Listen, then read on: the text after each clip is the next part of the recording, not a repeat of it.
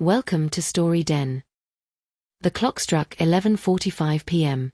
The train station was nearly empty, except for Daniel, a man in his late 30s, dressed in a formal suit, clutching a briefcase. His face was tired, his eyes carrying the weight of long work hours. His train home was the last one of the night, the 12 a.m. express. As he waited on the dimly lit platform, a faint sound of footsteps echoed behind him. He turned around but saw no one. The cold air sent a chill down his spine. Then, an old man, dressed in ragged clothes, appeared from the shadows. His face was wrinkled, his eyes sharp.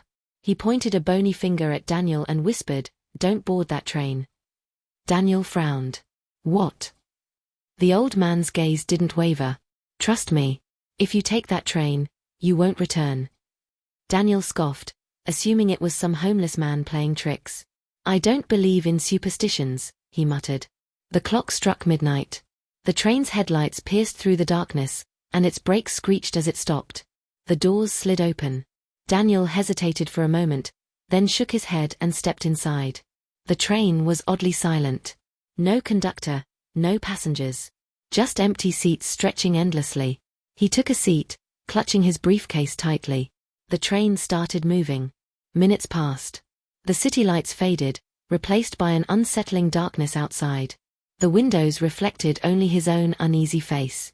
Then, he noticed something strange. The station names outside weren't familiar.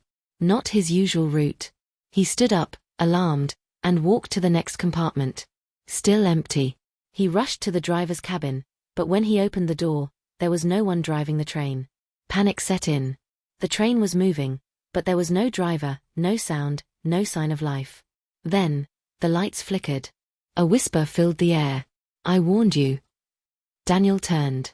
The old man stood at the end of the compartment, his eyes glowing faintly in the dark. "What is this? What's happening?" Daniel shouted.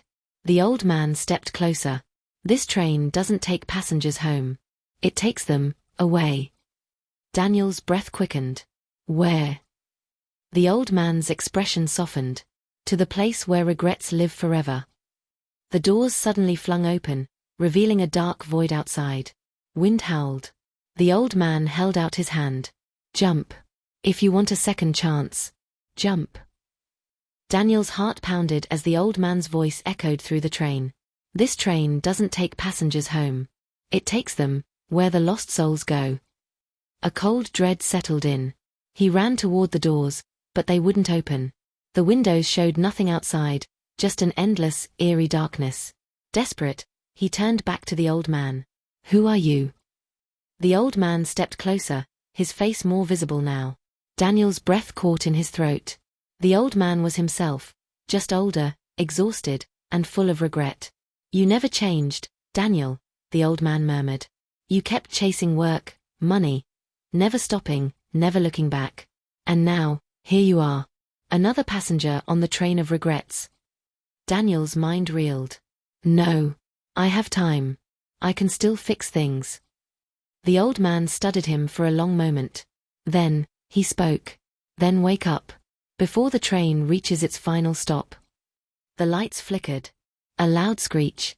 A sudden jolt. Daniel gasped awake. He was still on the train platform, his briefcase in hand. The train hadn't arrived yet. His hands shook as he looked around. The station was the same, but something inside him had changed. He checked his phone, 7 missed calls from his wife.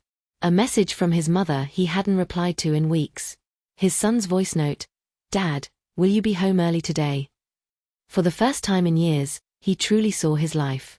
As the train arrived, Daniel stepped back. He took a deep breath, turned around, and walked away. That night, instead of working late, he went home. He hugged his wife. He listened to his son. For the first time in years, he chose life over the train. Life lesson. Success is important, but don't let it make you a passenger on the train of regret. Choose what truly matters before it's too late.